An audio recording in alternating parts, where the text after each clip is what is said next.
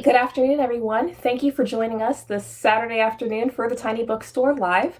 I'm Leah Bickerton, and today we are going to be having a little bit of a chat about gaming with kids and doing that in a healthy way. And joining you in this conversation is Keith Terlonge, and here we are. Hello, hi everybody. Thanks Okay, for Keith, having me if you on the can, show. right, thanks you for joining us. And if you can give me a little bit of an introduction, who you are and what you do. Sure. So I am a dual licensed clinician. So I am an LPCC, which is a licensed professional clinical counselor. I've been working in the mental health field for going on 12, 13-ish years. And I'm also a licensed school counselor and working in middle school currently. I've worked in middle schools and high schools. Okay, perfect. And one other detail is that Keith also happens to be my younger brother. I like to keep it in the family, tap those resources and that knowledge anytime that I can. So, one thing that I know about Keith is that he is someone who enjoys gaming. I think that it's pretty safe to call him a gamer. Isn't that fair to say, Keith? That's fair to say, especially with what's over here. So Yes. Well played and well placed. So, as far as gaming is concerned, let's start with your own personal experience. Do you feel that as far as your I guess first question, how old were you when you started playing video games?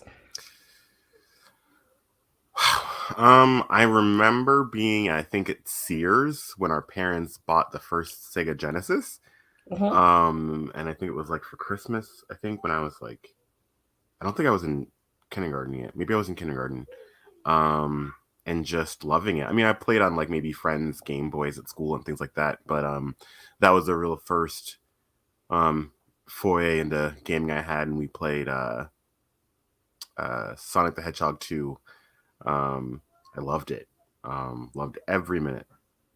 So, basically, when you're talking about gaming and the impact that it can have on kids, you're working from personal experience to a certain extent. Yes, I mean, also I do have children as well, and they're budding gamers as well. In my practice and in school, I mean, it's hard. Gaming is actually much more prevalent than it ever has been before.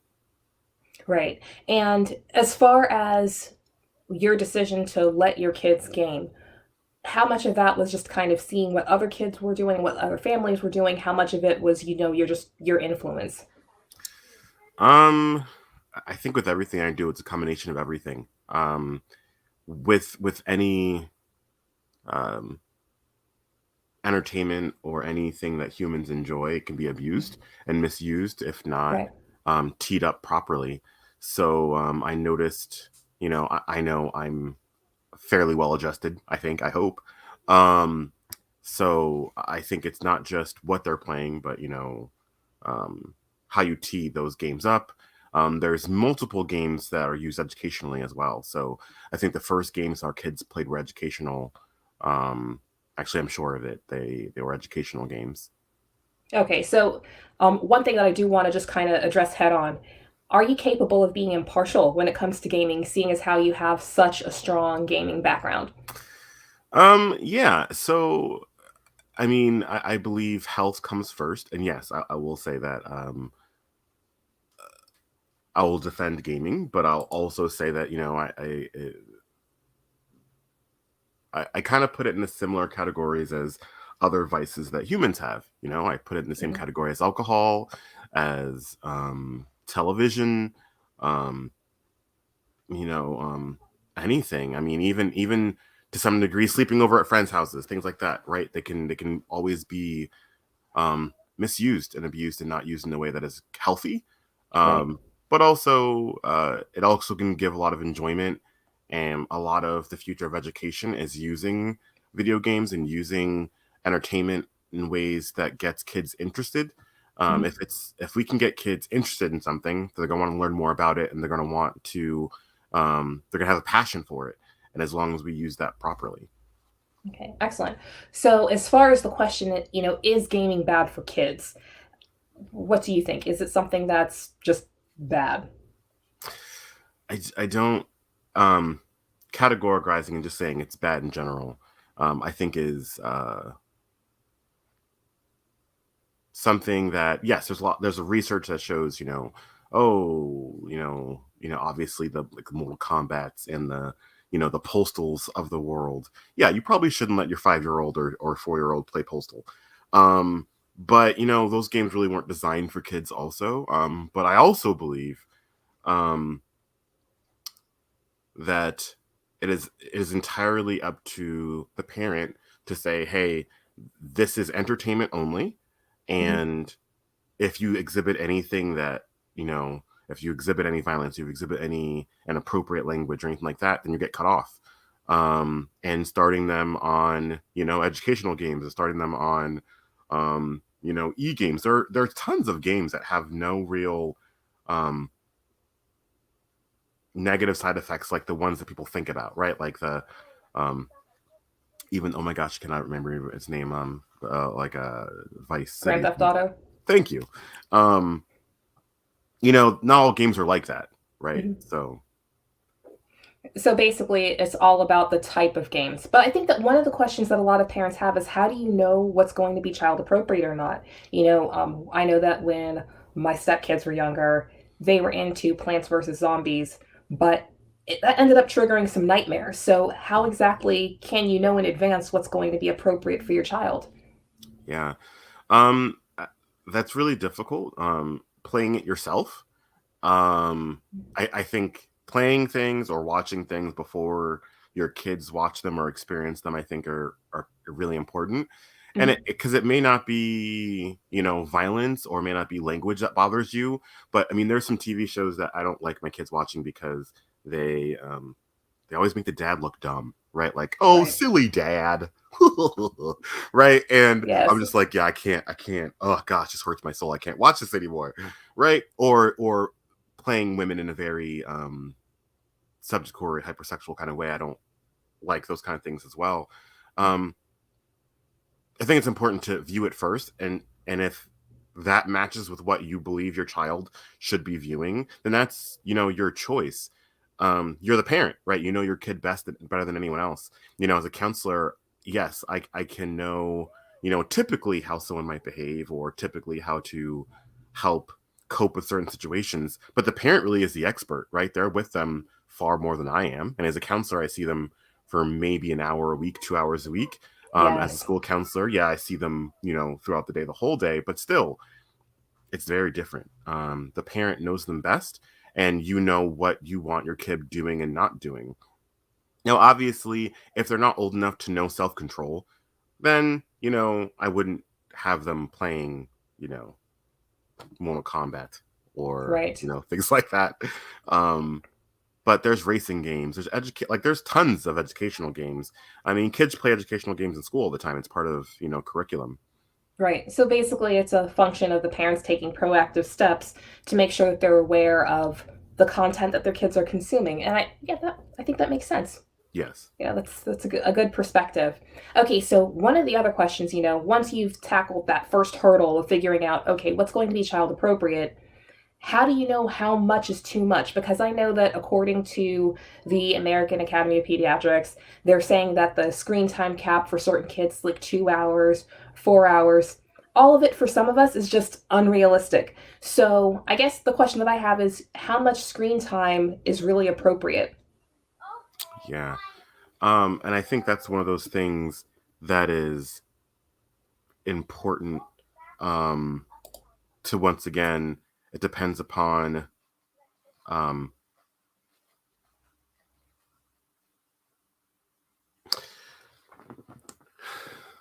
I think what the best analogy is this: parents are the cornerstone. It's the same thing as what they're able to watch. Yes, we can say what's healthy, we can say what foods your child should eat or are better for them or not better for them. But also, we are seeing kids these days, especially because of COVID, lacking a lot more of social interaction. And so I think what's really important is not just how long they're on the screen, but how long they're doing something else. How long are they being active? How long are they playing outside? How long are they running or jumping and doing things like that? How long are they studying? How long are they reading? I think if those things are all in balance, uh, and TV and video games are seen as a reward, not as a given, I think that could also be a problem down the road. Is if they expect that this is I deserve this. This is mine. You can't take it from me. It's my precious, right? Then Yes. you're gonna see you're gonna have more resistance when they understand, you know, I've done my chores, and yes, I do believe that younger kids should have chores. Our kids have had chores since very young. They help, put dishes away. I'm not saying they're down there scrubbing like Orphan Annie, but I think it's important that they have a sense of obligation and duty to the household and to each Right. other, that you're a family. And so if they're playing so much that you're not getting a lot of family time, that you're not getting a lot of interaction time with other people, even outside of the family, then I think that could be an issue. And some people will say, "Oh, but Keith, we know we play Fortnite and that's virtual." So ha ha ha. Um, Right. and I'll agree, but it is significantly different. And seeing for the past 2 years, that's pretty much primarily how kids have been interacting is virtually through video games. Um, they have lost kind of sometimes when they get together some of that nuance of how to communicate with each other. The you know kind of like the mid-range students, high schoolers, kind of COVID hasn't affected them as much in that category. It still has. Mhm. And elementary school kids, I mean, they're kind of delayed in learning how to interact. So I think it's, especially right now, it's really important to make sure that they're getting some sort of safe socialization. Okay, so I guess what I'm hearing, and I just want to make sure that I'm not putting my own, slightly gamer biased spin on it. So what I'm hearing is that it's basically all situational. We have to make sure that we're adjusting it for our own kids. We want to make sure that there's a balance in their lives, that they're getting the education, they're getting the fun, they're getting that social interaction. But gaming can also offer avenues for that social interaction. It can if done properly, like in Okay. depending upon the resource. Yeah. What Um, do you mean by properly? so once again, like if it's I wouldn't count playing like Halo as like social interaction. You know what I mean? Mhm. Because they shouldn't believe that humans treat each other in that way on a regular basis and think that's Right, right. normal. That's fair. Um, right? That's how words like noob get brought into our regular vocabulary, I It's like I caught 50% of that, but I feel you though. So guess. basically, it's trying to find things that are, age appropriate, but also appropriate levels of interaction. So if you've got a 5 year old, maybe not so much, Call of Duty, more of that Mario Kart 8 type action. Yeah, and even so, like um reducing it for time of the week. Like if on a school night they're playing less video games because they're doing more schoolwork, Mhm. playing games with them, right? I Right. think that's really important. A lot of times, especially when we were younger, parents didn't really play video games with us very much. I distinctly remember trying to teach my mother how to play video games, and it took a hot minute to teach her how to hold the controller. So those things are a lot different now. Love you, mom. Things are a lot different now, where a lot of parents enjoy video games too, and a lot of them play it on their phone. And our kids like watching us play the games on our Right. phone or on the big screen. So if you're using it creatively and you're still instilling that sense of community and that there are other things more important than video games and Mhm. that video games are imaginary and they're there for entertainment, but they're also there because we've earned it because we've done our part for the house. Okay, got it. Now, one of the concerns that I know that I've heard, and I know that I have, is that a lot of these games have interaction. So, Roblox, there are people who have like friends, maybe followers, not entirely certain about that. So, as a parent, how exactly do you stay on top of that without making it seem like like that you're supervising them a little bit too closely? Mm-hmm. Um, there are predators out there. I'm not gonna sugarcoat that or lie about that. And that's where I might be more firm than a lot of other pro gaming people might be. Um, I think if someone is playing a game where they're online and they're talking to other people Mhm. and they're below a certain age, then you're going to do that in front of me. Like, I'm going to have to be able to hear you. I'm going to have to be able to monitor what's going on, even if I'm just in the background, or even if they're playing in your room and you let your kids play in their room, then be cautious of what could possibly be happening. And for the most part, yeah, it's innocent and it's, other kids, but also I know of bullying and other such things that has happened through that media as well. And sometimes it's not as much like you're not gonna play this game anymore as much as, hey, let me help and teach you how to navigate when something like this happens. Right? Don't just Gotcha. rage and throw your controller at the TV, but be educated and know how to stand up for yourself in a way that's not going to make you a victim as well. So we want to make sure that we're basically making sure that we're shaping appropriate behavior as far as social interactions and how they're dealing with frustration.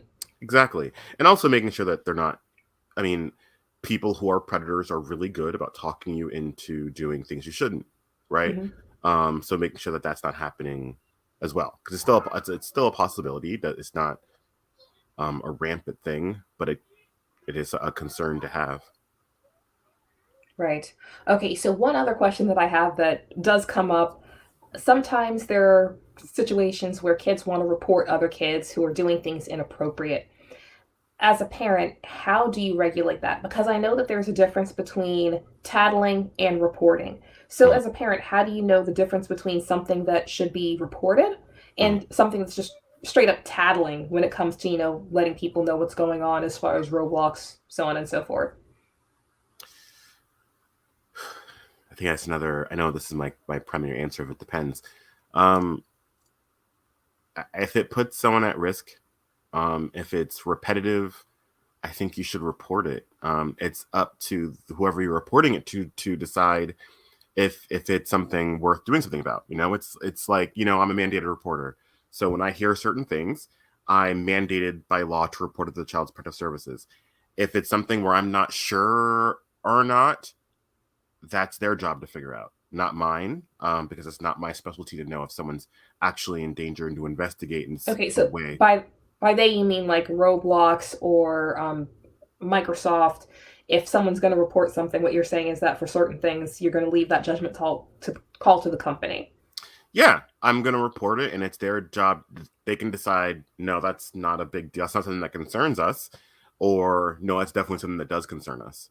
Okay. And if it's something that, one of your kids wants to report, is that something that you want them to bring it to you first and then you make that judgment call, or do you want them reporting on their own?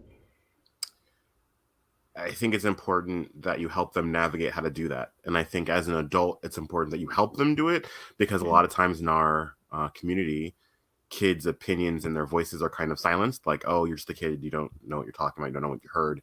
But all of a sudden, an adult's there and they say, no, I heard this. This is what I feel. This is inappropriate. What are you going to do about it? It does carry more weight. So basically, they might want to try to take playground rules. If it's something that, if they saw it in life, like if there's harassment, something that is just kind of harmful, Yeah. that's something that would be reported. But what if it's something like, okay, I'm playing a game with this person and they're cheating or they keep killing me even though they're on my team? Is that something that a kid should report, or is that something that you would keep in house? Yeah, that's what a blocking is for. If someone is like, putting a sticky grenade on your back every time you go out in the field, um, yeah, I mean that's not necessarily something you can report to Microsoft Hmm. or to PlayStation. They're probably not going to care. Um, but it is something to teach your child about how to handle it. Like, what is a good friend? And sometimes, fun is fun. Okay, ha ha ha. But dude, seriously, this is like the fifth time you stuck a grenade in my back in the past 10 minutes. Stop, or I'm not gonna play with you anymore.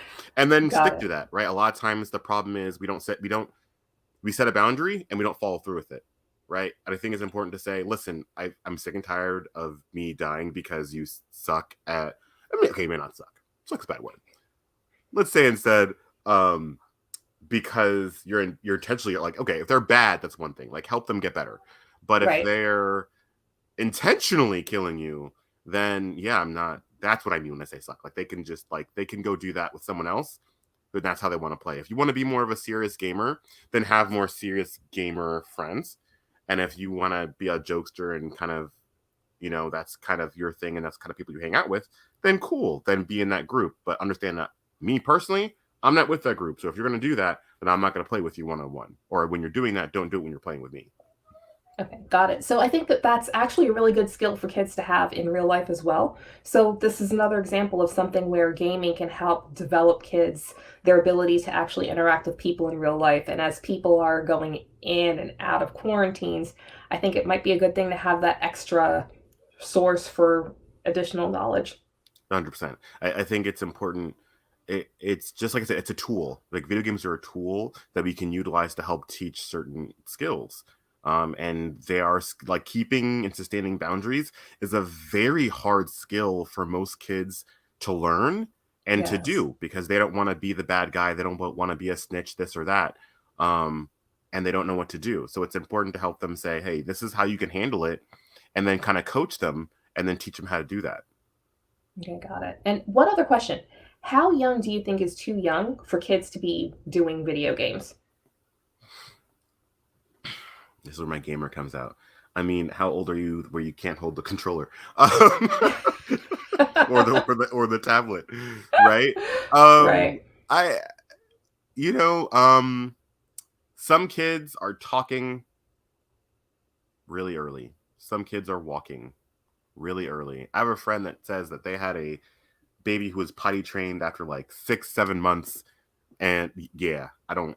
I'm gonna need names and numbers Yeah, like they would to get share. angry. Like they would get angry when their diaper was full, and would and like okay, like this needs to be fixed, and I don't want to poop in this diaper anymore. So once again, I didn't see it. I don't know, man. I don't know if I believe it. Now I understand. So basically, like what you're getting at here is that for kids kind of develop at different ages. Yes. So that's something to keep in mind. But do you think like there is a hard and fast, okay, below this age, it's just not, they're not getting anything from it, so it's something that shouldn't be done? I think someone might be too young for a type of video game, but to say are they too young for any video game might be difficult because I think the way our future is going, are there going to be more interactive? There's those floor mats and those mats that when you're laying on it, there's the mobiles above their head and the kids play with them. I do foresee a lot of those becoming more digital, becoming those a lot more interactive, 3D kind of gaming kind of thing. I see that in our future, and so now, should a kid who's like 1 or 2 years old be playing Grand Theft Auto and Sonic? Probably not, because they're going to get real frustrated because they don't have the hand-eye coordination yet. So, Right. but are there games designed for that age group? There are. There are games that are designed for that age group where it's more simple, matching shapes, things like that. Our kids were playing those learning. That's why I said the first games my kids were playing were learning games because they're designed for kids like that. There are gaming systems like I'm looking at one right now that my kids have. It's a Leapfrog. They make a game system that's kind of like a Wii that is Right. designed for younger kids. So I mean, everyone knows there's the age. E for everyone. Read the back of the package, see what it's designed for, read reviews, educate yourself before just saying, oh, it's a video game, it's okay. It's like people that used to say, oh, it's a cartoon, so my kids should be able to watch it. It should be fine for everyone. And Okay, so I guess what I'm hearing from you is that, and I'm actually a little bit surprised because a lot of times when you talk to people, they have just like, okay, two is too young for any type of video games, but it sounds like you're taking more of a holistic view and also just kind of honestly a little bit more flexible view than I would have expected. yeah, flexibility is important when it comes to mental health. Anytime something is rigid, I find things go wrong, right? Something that's hard is easier to break. Something that's soft is much harder to break and destroy. Um, I think we need to be able to teach our kids resilience. I think the most important thing our kids need to learn right now is resilience and learning how to navigate situations and keeping them from it doesn't always help them. In certain scenarios, it does. But I think what's more important is holding their hand and walking next to them, right? Like as a counselor, I walk next to my clients and I tell them what is in front of them and I let Mm. them make a decision. As a parent, it's similar, except I'm gonna go and be in front of you because now I am gonna say, no, you can't go that way. Like this is what's Right. that's way. That's why you can't go that way. but I'm going to tell you why so that you have a better understanding so you can do it when I'm not there. But and I know that one of the concerns that people have with screen time video games is the potential that affect not just the social skills and the mental health aspect, Mhm. but there are also some studies out there that indicate that there are some issues as far as language development. Is that a concern as well? I'm going to give the lawyer answer, and I'm going to say to confer with your pediatrician.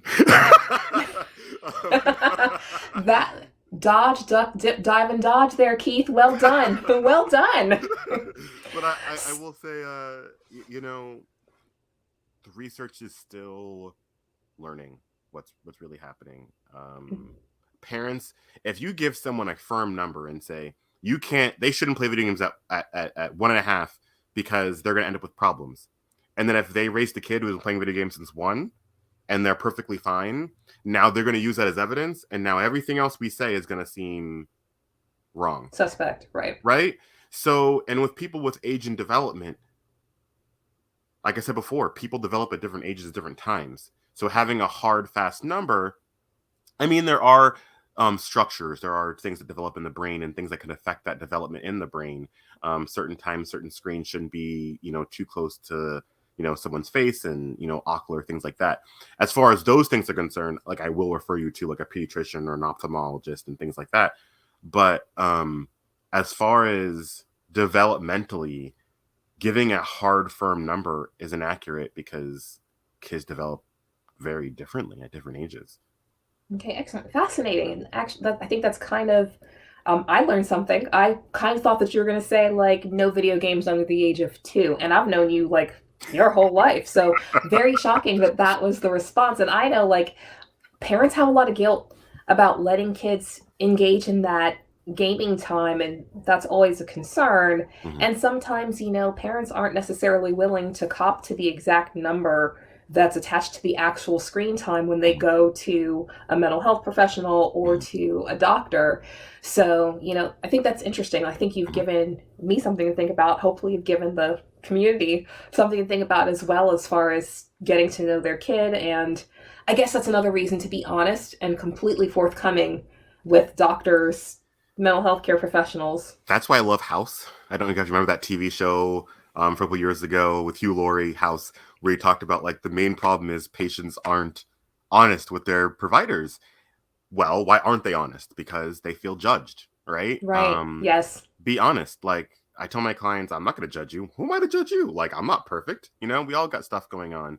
But Mhm. when we're honest, if you can't be honest with your provider, then you need a new provider, right? Either A, you have to get Yes. better about communicating with your provider, or B, your provider's for some reason creating an environment where you don't feel comfortable, and you should vocalize that. Hey, I'm not being honest about this. Like this is what's actually happening, and having that honest conversation of the pros and cons with that professional, right? Mhm. No one has all the answers. I don't have all the answers, but I can tell you, you should be able to go to the people that you refer to for medical advice and say, this is what I'm hearing. This is what I want to do. How do I match that with what you're telling me? And then have that honest conversation. Honestly, I think that that right there, and no offense to the information that you gave on gaming, I think that it's priceless, but I really think that that was the key takeaway from this conversation, is that if you feel like you can't be completely honest with your healthcare provider, you need to find another healthcare provider. Like, that's simple, but I think it's really kind of brilliant. So, tip my Yeah. hat to you. Like, that's a really good point, and I hope that that's something that everyone Yeah. here does take away, that it's not necessarily a bad thing to move on to a different provider Yeah. if you don't feel like you can be completely forthcoming with them. Yeah. Just make sure you're honest with them and just say, hey, this is how I'm feeling. Right. And if their response is rejection and like, oh, I am hurt. How dare you? Right. Then, Hmm. oh, my bad. I'm sorry. Looking up the new one now. Like that's fine. But you should, I've had very honest conversations with clients before. And I've said, if you don't like me, say you don't like me. And I said, I don't like you. I'm like, cool. All right, let's work from there. What do you not like? And that's usually when a breakthrough in the therapeutic session happens or the relationship happens, because you're finding things out that are actually important and people aren't being fake, right? The reason why we fall into our pitfalls is because we keep doing the same stuff over and over again, Hmm. and we're never called out for the things that we need to be called out for. even as a So, professional. right. So it's basically what happens when people stop being nice and start being real. Real. Yes. Yes, it's kind of like the real world. What's sad is that people of a certain age are not going to get that reference They're not. at They all. are, because it's back on TV, isn't it? They have the reunion. And that just dated me even further, that I wasn't aware that that was a thing again. You know, what can you do? All right. So, Keith, I want to thank you so much for joining me on this Saturday afternoon right before Christmas. I know that I learned a bit. I'm a little bit surprised. I'm actually feeling a little bit better about, my own parenting decisions with what you just described here. And I hope that everyone else learned something from it too. So, again, we've got Keith Terlonge from Keith Terlonge Holistic Counseling. Yep. All right. So thanks again, and I hope to have you back on soon. And I know where you live, so I'm going to make sure that you come again. Alrighty. Thanks All for having me right. once again. All right, Thanks for my watching, pleasure. guys. All right, see ya. Bye. All right, so I hope that you all learned something from my conversation with Keith. I know that I learned a bit. I know that when it comes to this upcoming holiday season, I'm not going to feel quite as much guilt about letting my tiny human engage in some gaming, as long as there's, staying on top of what is it exactly that he's doing, making sure that he's communicating appropriately, and that he's not doing it so much that it bothers his eyes. So I know that I usually kind of try to wrap this up with book recommendations, and honestly, what I'm reading right now is absolutely nothing.